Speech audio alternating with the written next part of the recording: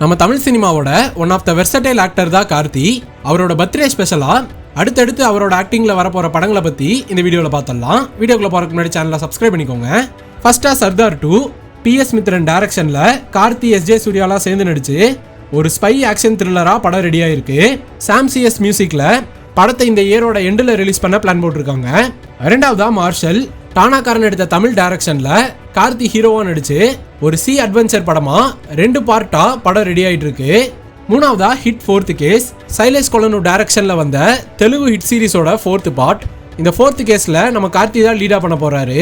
நாலாவதா கார்த்தியோட 30வது படத்தை மேடுங்கிற சூப்பர் ஹிட் படத்தை கொடுத்த கல்யாண் சங்கர் தான் டைரக்ட் பண்ண போறாரு. இதை அபிஷியலாவே அனௌன்ஸ் பண்ணிட்டாங்க.